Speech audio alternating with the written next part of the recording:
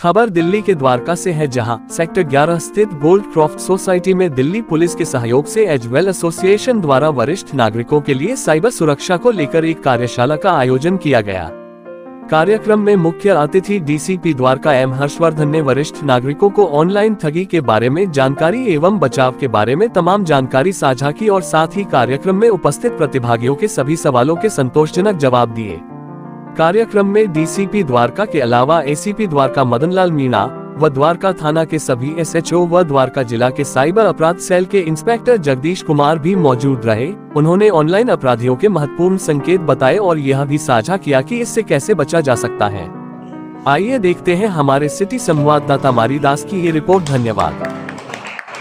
Basically आज का जो प्रोग्राम है, एक meeting with cyber criminals regarding cyber criminals in and cyber crime that we are facing in the area. So इसमें this was particularly focused on senior citizens. तो जो senior citizens हैं और senior citizen के जो द्वारका में जो एसोसिएशन है, एजवेल एसोसिएशन, कि उनके साथ ये डिस्कशन करेंगे क्या साइबर क्राइम आजकल हो रहा है, क्या मॉडस ऑपरेंडी है साइबर क्रिमिनल्स का, ताकि वो अवेयर रहें और प्रिवेंट कर सकें इस चीज़ को। साइबर क्राइम एक ऐसा चीज़ है जो prevention is much better than detection के लिए हमारे एफर्ट्स तो रहते ही हैं और हम कर भी रहे हैं, बट इस तरह के चीज़ों से एक अवेयरनेस का मैसेज अच्छा जाता है और एक पब्लिक पुलिस का इंटरेक्शन भी होता है और it creates a good platform also. Dwarka में पिछले करीब 1 साल से साइबर क्राइम्स बहुत ज़्यादा बढ़ गए हैं और जो उसमें विक्टिम्स हैं सीनियर सिटीजन काफ़ी हैं। एक तो उनका है कि उनको आईटी का इग्नोरेंस है और कुछ एक जल्दबाजी में क्राइम हो जाता है, ऑनलाइन फ्रॉड हो जाते हैं। एजवेल एसोसिएशन ने इन बातों को मद्देनज़र रखते हुए ऐसा डिसाइड किया अपनी एजीएम में कि हम लोग एक वर्कशॉप करेंगे साइबर सिक्योरिटी और साइबर क्राइम्स के ऊपर, कि इनको कैसे प्रिवेंट किया जाए, इसका मोडस ऑपरेंडी क्या है और कैसे ऐसे लोग ठगते हैं सीनियर सिटीजन्स को, और इसके लिए हम लोग क्या बचाव कर सकते हैं। हम लोग डीसीपी द्वारका से मिले और उन्होंने एकदम इसके लिए अपनी मंजूरी दी और आज डीसीपी द्वारका ने आकर इस प्रोग्राम को हैंडल किया। उन्होंने इसके बारे में, साइबर क्राइम के बारे में बताया और लोगों को बताया कि क्या क्या कारण हैं, कैसे कैसे क्राइम हो रहे हैं और प्रिवेंशन जो है वो बहुत ज़रूरी है। प्रिवेंशन नॉलेज रखें और जल्दबाजी कभी मत करें, ऑनलाइन ठगी से बचें। डीसीपी साहब के साथ एसीपी और एसएचओ सभी आए थे आज और प्रोग्राम बहुत सक्सेसफुल रहा। द्वारका से ऑलमोस्ट एजवेल के अलावा बाकी संस्थाओं से और द्वारका के बाकी सीनियर सिटीजन में पार्टिसिपेट किए। Thank you. छोटा सा आपको एग्जांपल बताता हूँ। ये 3 अटैचियाँ है, ये 2000 रुपये मिल रही है, जो आपको 20,000 में मिलती है। आप पैसा भेजो तो वो कहेगा यार 2000 में 3 अटैचियाँ मिल रही है और लोग फंसते जाते हैं। ये तो मैंने एक एग्जांपल बताया है। तो ग्रीड है, तो आपको ये एक स्ट्रेंजर से बचना है। कोई अगर आपको नहीं जानता और वो आज को कोई बात कह रहा है, उसको पहले तो लो कौन आदमी है, अदरवाइज उसको वो छोड़ दो। ये जैसे आपका नाम भी ले लिया, वो भी ले लिया, सारे एड्रेस भी ले लिया, आपने पूछना आप कौन हैं और ये नंबर पहली बार आया है। और अगर कोई भी फाइनेंस के बारे में बात करता है, जैसे लालच देता आपको, बोले जी आपको एक वो लॉटरी निकल गई है, उसके आपको ऐसा है 20% जमा करा दो, बाकी आपके आ जाएंगे, ठीक है। तो ये पुलिस जो है, मैं ये रिक्वेस्ट करता हूँ उनको कि ये एक बुलेटिन जैसे हर महीने पर डे एक आदमी की ड्यूटी हो, वो यही कि भाई नया क्राइम क्या आया है। ये अब हम तो अगर आपको बताने लगे तो इतने क्राइम बता सकता हूँ साइबर के, और हम जो पर्सनली हमें जानते हैं वो फ़ोन कर लेते हैं तो बचा भी देते हैं। तो ये एक उनको एक आइडिया होना चाहिए कि अगर कोई इस तरह की बात आए तो इमीडिएटली कहाँ फ़ोन करना है। देखिए, ये एक बड़ा इम्पोर्टेंट टॉपिक बन के रह गया। हर आदमी इसे अछूता नहीं, कोई ना कोई समस्या रोज़ आती है। रोज़ सुनते हैं हमारे मेंबर्स आके हमें टेलीफोन पे बताते हैं कि आज ये टेलीफोन आया, आज ये चला गया, आज मेरे पैसे निकल गए, आज मेरा पैकेट था, पैकेट का नंबर दे दिया, उन्होंने कहा कि दोबारा कॉल करो, हम रिटर्न करेंगे। सो ये जो समस्या हैं उनका समाधान हमारे पास तो था नहीं। हम भी ऊपर नीचे की करके समझाने की कोशिश कर रहे थे, लेकिन हमने सोचा कि एक दफ़ा एक प्लेटफॉर्म खड़ा कर दें ताकि लोगों को सारे सवालों का जवाब मिल जाए। और वो कौन देगा? वही देगा जो उसका मास्टर है। तो हमने डीसीपी साहब से कहा कि ये एक सिचुएशन है, हमारे सीनियर सिटीजन हैं, सारे बुज़ुर्ग लोग हैं, और अगर किसी ट्रैप में ये फंस गए तो पैसे तो जाएंगे, इज़्ज़त भी जाएगी, और इज़्ज़त बहुत ज़रूरी है। तो उन्होंने कहा ये बड़ा अच्छा टॉपिक आपने ढूंढा है, हम इसको करेंगे। तो मैंने 2 दिन के अंदर ये सारा इंतज़ाम किया, और आपने देखा कि उन्होंने कैसे कैसे सवाल लोगों ने किए और कैसे कैसे सवालों का जवाब उनको मिला। रास्ते हैं, लेकिन रास्ते सवाल ये होता है कि रास्ता आदमी अपनाए कैसे, कब, कितना, उसकी जो लेंथ ब्रेड्थ थी ना, वो आज पता लगी लोगों को। और मैं ख्याल लोगों ने जो सवाल किए उनको तसल्ली बख्श आंसर भी मिले, और आगे से वो ध्यान भी रखेंगे, क्योंकि जितना आईटी सेक्टर बढ़ता चला जा रहा है उतनी ही प्रॉब्लम भी हमारी बढ़ती चली जा रही है। तो देखना ये है कि हम कहाँ तक उसको सुधार पाएंगे, कितने लोगों को बचा पाएंगे। लेकिन इस छोटी छोटी वर्कशॉप जो हम करते हैं, मैं समझता हूँ जो अथॉरिटीज़ जो इसको डील करती हैं वो अगर करती हैं और देखती हैं तो इसका ज़रूर आधार ठीक होगा और अच्छे रिजल्ट आएंगे और लोगों को समझ भी आएगी। तो ये एजवेल एसोसिएशन ने इसी को प्लेटफॉर्म बनाया, और मैं समझता हूँ बहुत सारे लोगों का इसका फ़ायदा होगा। हमारे मेंबर्स के अलावा बहुत सारे लोग थे यहाँ, सीनियर सिटीजन जिनको हमने इनवाइट किया हुआ था, उनको भी बड़ी सेटिस्फेक्शन हुई। द्वारका में साइबर क्राइम अचानक काफ़ी बढ़ गया है। इसको लेकर आज एजवेल एसोसिएशन द्वारका ने एक मीटिंग ऑर्गेनाइज़ किया था, जिसमें तीनों थाने के एसएचओ, एसीपी और डीसीपी एम हर्षवर्धन जी और उनके साथ जगदीश जी, जो कि साइबर क्राइम के एक्सपर्ट हैं द्वारका के लिए, उन्होंने आज आकर उनके साथ द्वारका के लोगों के साथ इंटरेक्शन किया। बहुत अच्छी अच्छी बातें बताई उन लोगों ने, और मुझे पूरा उम्मीद है कि इस तरह का कार्यक्रम आज के दिन में बहुत ही ज़रूरी है, खास करके द्वारका में कि जो सीनियर सिटीजन हैं बहुत ही वनरेबल हैं, उन्होंने अभी भी बहुत एक्सपर्ट नहीं है मोबाइल यूज़ करने में, और इस तरह के उनको काफ़ी नुकसान होता है।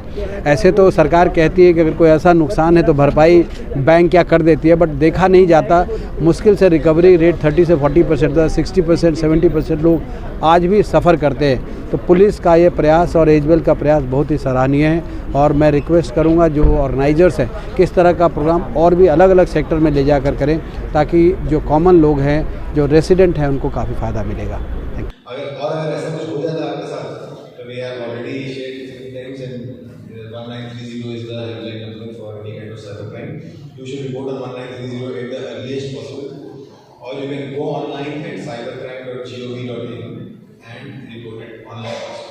Basically 1930 पे कॉल करेंगे तो कोई ना कोई जो आपसे बात कर रहा होगा, वो cybercrime.gov.in वाले पोर्टल को भर रहा होता है आपसे बात करके, तो आप डायरेक्टली भी भर सकते हैं उसको।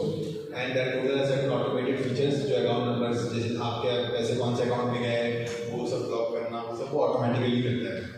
और चांसेस होते हैं कि depending on how quickly you report it, कि आपके पैसे बच जाएँ, वो होल्ड हो गया हो ट्रांजैक्शन और आपका पैसा रिवर्स हो सकते हैं। Not in every case, but there are chances depending on how quickly you report it. And of course we also get that information and then we act upon it. We try to trace the cyber means, but cyber crime is really one crime where prevention is much easier and much better than detection. क्योंकि cyber criminal जो है वो यहाँ नहीं बैठा हुआ, बहुत दूर है, यहाँ से हज़ारों किलोमीटर दूर है, it takes a lot of effort to go there, track them, bring them, and the volume of cases that are happening बहुत ज़्यादा है कि they are a challenge for everybody. They are a challenge for you, they are a challenge for us also. The kind of volume of cases that are there. But we are all working on it, and I'm sure that you will see better responses in the future from the law enforcement also in this aspect. So with these words, I throw it open to all of you. अगर आप लोग कुछ पूछना है related to cyber crime or otherwise, or you want to say something, then we are most happy to listen. Thank you. WhatsApp पर कोई भी message अब आपको आता है, उसकी विश्वसनीयता जाने बिना किसी ने कुछ भी भेजा, या तो उसे डिलीट कर दो, फॉरवर्ड नहीं करो। आपको मालूम है इस तरह अलग अलग बात करने से लगातार बिना गाहे बाहे देखे क्या उसका इम्पैक्ट क्या होगा, प्रतिक्रिया देने से कि ये खबर विश्वसनीय है या फेक है, हम आगे फॉरवर्ड कर देते हैं, तो वो नहीं करनी है। इसमें भी हमें ध्यान रखना है। यदि अभी इलेक्शन हो गए, फिर इलेक्शन होंगे थोड़े दिन बाद, अब क्या है क्या नहीं, हमारा किसी से हमें अपने वक्त का अधिकार करना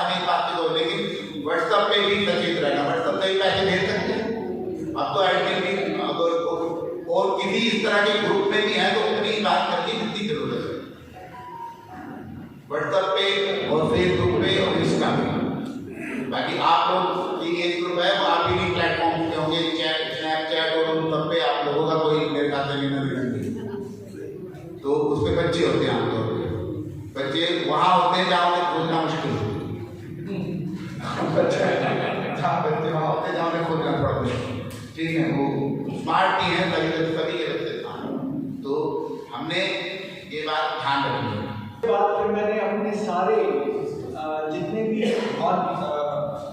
ऑनलाइन बैंकिंग वाले सब मैंने जो है अगले एक हफ्ते के लिए कि शायद बात करते हुए कहीं उसने कुछ हैक ना किया हो मेरा फोन, तो उसके लिए मुझे ये एहतियात लेना पड़ा। बट हाँ, डेफिनेटली एक प्रेशर मोमेंट आ गया था कि मैंने क्योंकि उसमें वो 1 नंबर दबा दिया और ये सारा का सारा जो है वो मुझे मालूम चला कि ऐसा होता है।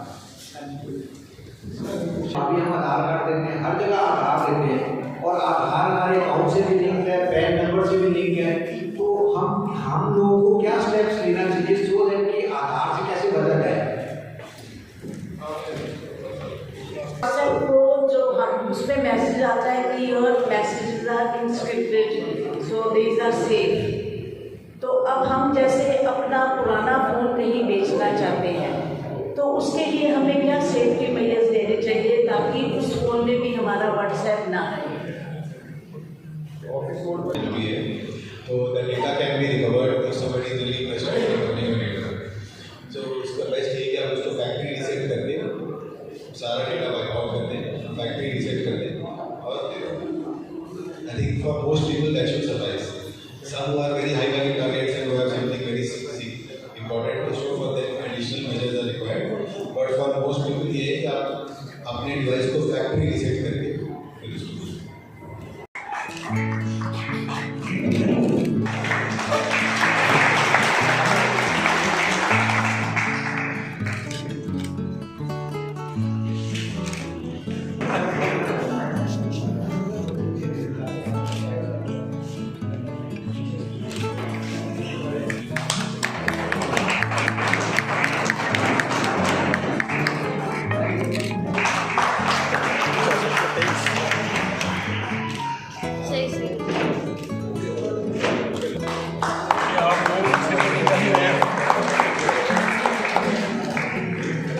इस बात का क्या कहना है?